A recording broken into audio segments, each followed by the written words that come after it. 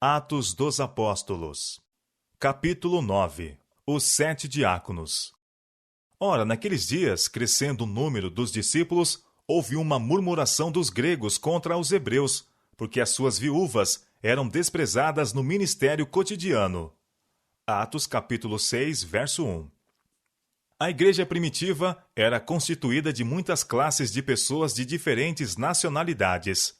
Ao tempo do derramamento do Espírito Santo, no dia do Pentecostes, em Jerusalém estavam habitando judeus, varões religiosos de todas as nações que estão debaixo do céu. Atos capítulo 2, verso 5. Entre os que adotavam a fé dos hebreus, reunidos em Jerusalém, havia alguns comumente conhecidos como gregos. Entre estes e os judeus da Palestina, tinha havido desde muito tempo desconfiança e mesmo antagonismo. O coração daqueles que se converteram, mediante o trabalho dos apóstolos, abrandou-se e uniu-se pelo amor cristão. A despeito de preconceitos anteriores, todos estavam em harmonia uns com os outros. Satanás sabia que, enquanto essa união continuasse a existir, ele seria impotente para deter o progresso da verdade do Evangelho, e procurou tirar vantagem de anteriores hábitos de pensar, na esperança de que, por esse meio, pudesse introduzir na igreja elemento de desunião. Assim aconteceu que, aumentando o número dos discípulos, o inimigo conseguiu despertar suspeita de alguns que antigamente tiveram o hábito de olhar com ciúme a seus irmãos na fé e descobrir defeitos em seus guias espirituais. E desta maneira, houve uma murmuração dos gregos contra os hebreus. A causa da queixa foi a negligência que se alegava na distribuição diária de auxílio às viúvas gregas. Qualquer desigualdade seria contrária ao espírito do Evangelho. Contudo, Satanás conseguira despertar a suspeita. Medidas imediatas deveriam ser tomadas para remover todo motivo de descontentamento, para que não acontecesse triunfar o inimigo em seus esforços de disseminar divisão entre os crentes. Os discípulos de Jesus tinham chegado a uma crise em sua experiência. Sob a sábia direção dos apóstolos, que trabalhavam unidos no poder do Espírito Santo, a obra indicada aos mensageiros do Evangelho havia se desenvolvido rapidamente. A igreja se ampliava de contínuo, e o crescimento em membros representava constante aumento de trabalho para os que tinham responsabilidades. Pessoa alguma, ou mesmo um grupo de homens, poderia levar sozinhos o pesado fardo, sem pôr em perigo a prosperidade futura da igreja. Havia necessidade de uma redistribuição das responsabilidades, que tão fielmente tinham sido levadas por uns poucos nos primeiros dias da igreja. Os apóstolos precisavam dar, então, um importante passo para a organização do evangelho na igreja, pondo sobre outros alguns dos encargos até então levados somente por eles. Convocando uma reunião dos crentes, os apóstolos foram levados pelo Espírito Santo a esboçar um plano para a melhor organização de todas as forças ativas da igreja. Chegara o tempo, declararam os apóstolos, em que os chefes espirituais que superintendiam as igrejas deveriam ser aliviados da tarefa de distribuir aos pobres e de outros encargos semelhantes, de modo que pudessem estar livres para levar avante a obra de pregar o Evangelho. Escolhei, pois, irmãos, dentre vós, disseram eles, 7 varões de boa reputação, cheios do Espírito Santo e de sabedoria, aos quais constituamos sobre este importante negócio. Mas nós perseveraremos na oração e no ministério da palavra. Atos, capítulo 6, versos 3 e 4. Este conselho foi seguido, e pela oração e imposição das mãos, 7 homens escolhidos foram solenemente separados para seus deveres como diáconos. A designação dos 7 para tomarem a direção de ramos especiais da obra mostrou-se uma bênção para a igreja.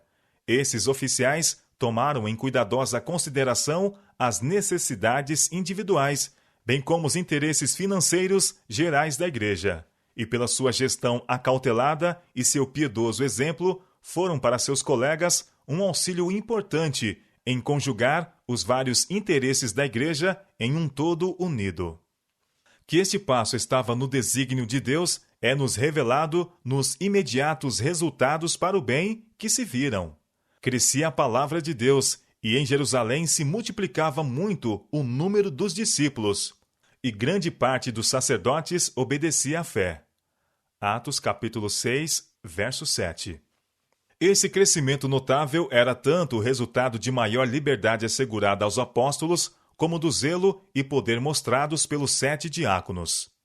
O fato de terem sido esses irmãos ordenados para a obra especial de olhar pelas necessidades dos pobres não os excluía do dever de ensinar a fé. Ao contrário, foram amplamente qualificados para instruir a outros na verdade e se empenharam na obra com grande fervor e sucesso. A igreja primitiva tinha sido confiada a uma obra de constante ampliação, estabelecer centros de luz e bênção, onde quer que existissem pessoas sinceras e dispostas a se dedicarem ao serviço de Cristo. A proclamação do Evangelho devia abranger o mundo, e os mensageiros da cruz não poderiam esperar cumprir sua importante missão a menos que permanecessem unidos pelos laços da afinidade cristã, revelando assim ao mundo que eles eram um com Cristo em Deus. Não tinha seu divino guia orado ao Pai? Guarda em teu nome aqueles que me deste, para que sejam um, assim como nós? E não declarara ele com respeito a seus discípulos? O mundo os aborreceu, porque não são do mundo. Não pleiteara com o Pai que eles pudessem ser perfeitos em unidade, para que o mundo creia que tu me enviaste? Sua vida e poder espirituais dependiam de íntima relação com aquele que os havia comissionado para pregar o Evangelho. Somente enquanto estivessem unidos com Cristo, podiam os discípulos esperar possuir o poder acompanhante do Espírito Santo e a cooperação dos anjos do céu. Com o auxílio desses divinos instrumentos, apresentariam ao mundo uma frente unida e seriam vencedores no conflito que eram forçados a manter incessantemente contra os poderes das trevas.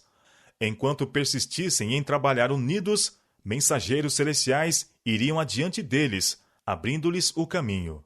Corações seriam preparados para a recepção da verdade, e muitos seriam ganhos para Cristo.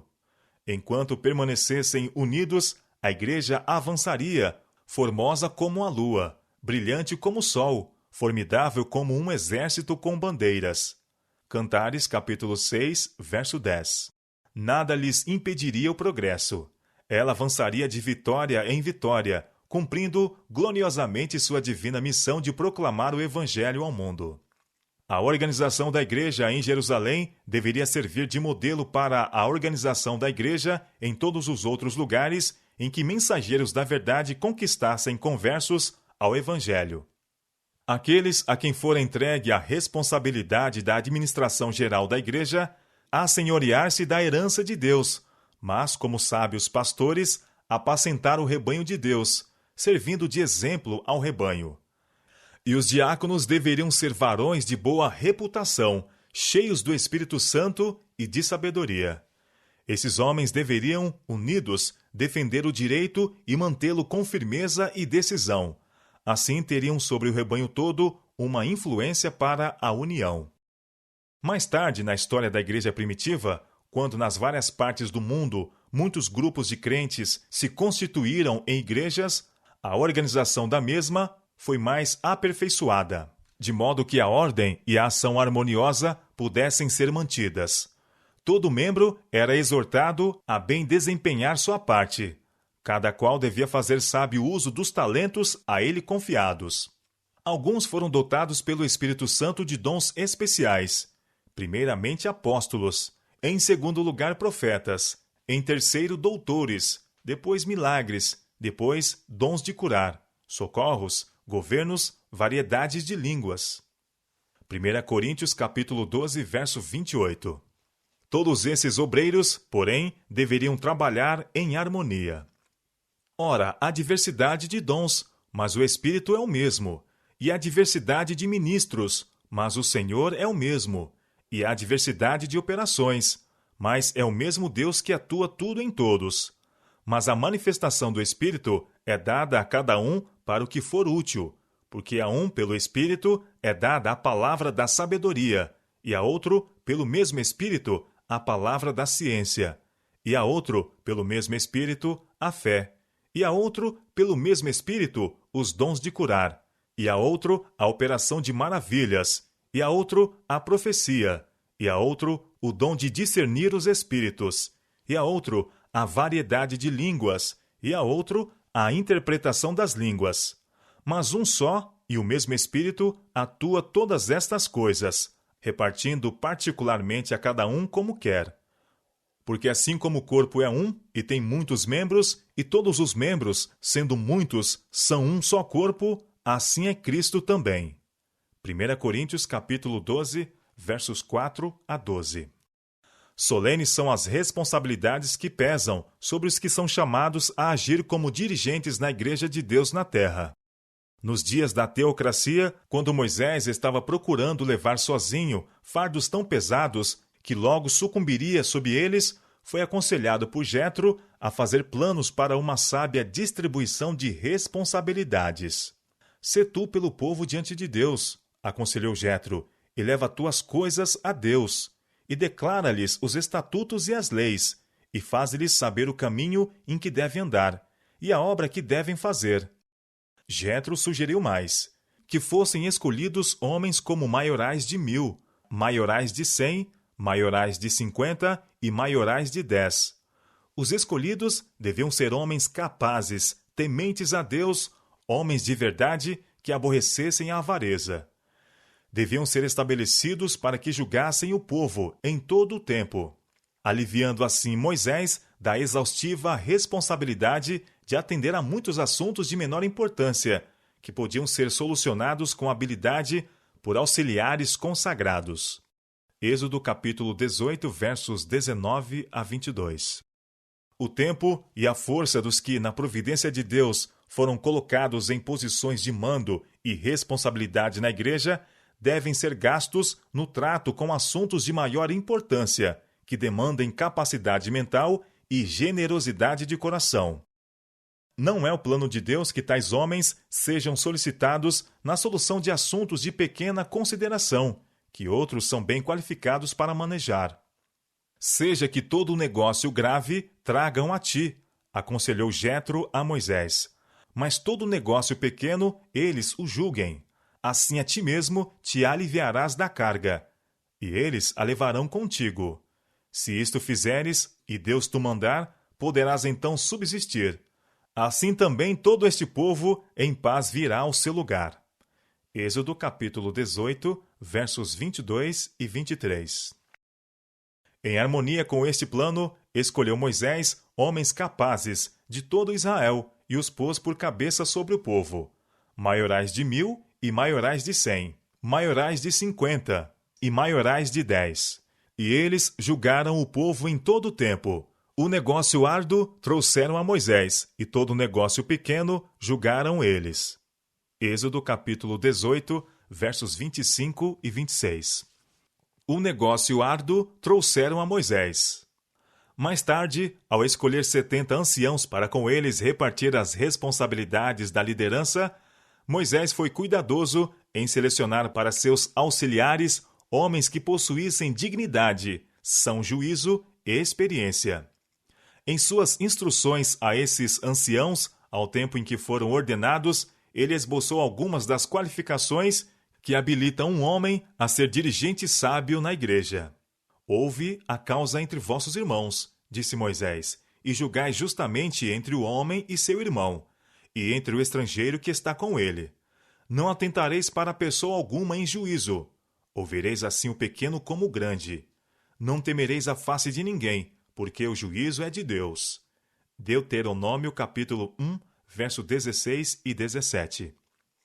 O rei Davi, ao fim de seu reinado, fez solene exortação aos que tinham o encargo da obra de Deus em seus dias, convocando a Jerusalém todos os príncipes de Israel, os príncipes das tribos e os capitães das turmas que serviam o rei, e os capitães dos milhares, e os capitães das centenas, e os maiorais de toda a fazenda e possessão do rei, e de seus filhos, como também os eunucos e varões, e todo varão valente. O idoso rei solenemente os advertia. Perante os olhos de todo Israel, a congregação do Senhor, e perante os ouvidos do nosso Deus, para que guardassem e buscassem todos os mandamentos do Senhor vosso Deus, 1 Crônicas, capítulo 28, versos 1 e 8. A Salomão, como aquele que devia ocupar a posição de maior responsabilidade, Davi exortou de maneira especial: E tu, meu filho Salomão, conhece o Deus de teu pai, e serve-o com um coração perfeito, e com uma alma voluntária, porque esquadrinha o Senhor todos os corações, e entende todas as imaginações dos pensamentos. Se o buscares, será achado de ti, porém, se o deixares, rejeitar-te-á para sempre. Olha, pois, agora, porque o Senhor te escolheu. Esforça-te. 1 Crônicas, capítulo 28, versos 9 e 10. Os mesmos princípios de piedade e justiça que deviam orientar os líderes entre o povo de Deus nos dias de Moisés e de Davi deviam ser igualmente seguidos por aqueles a quem foi entregue o cuidado da recém-organizada Igreja de Deus na dispensação cristã. Na obra de ordenar as coisas em todas as igrejas e na ordenação de homens capazes para agir como oficiais, os apóstolos se orientaram pelas altas normas de governo esboçadas no Antigo Testamento.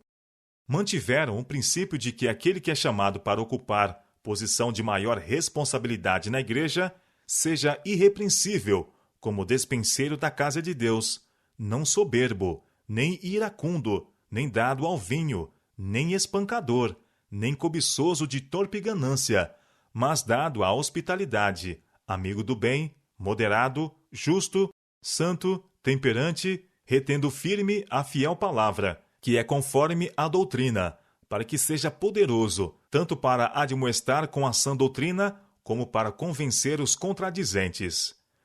Tito, capítulo 1, versos 7 a 9.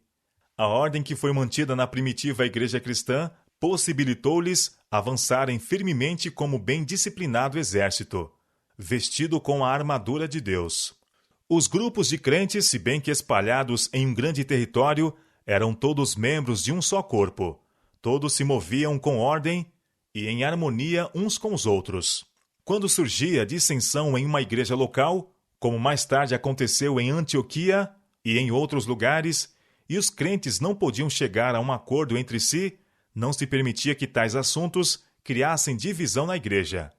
Eram encaminhados a um concílio geral de todo o conjunto dos crentes, constituído de delegados designados pelas várias igrejas locais, com os apóstolos e anciãos nos encargos de maior responsabilidades. Assim, os esforços de Satanás para atacar a igreja nos lugares isolados foram contidos pela ação adequada por parte de todos, e os planos do inimigo para esfacelar e destruir foram subvertidos. Porque Deus não é Deus de confusão, senão de paz, como em todas as igrejas dos santos. 1 Coríntios, capítulo 14, verso 33.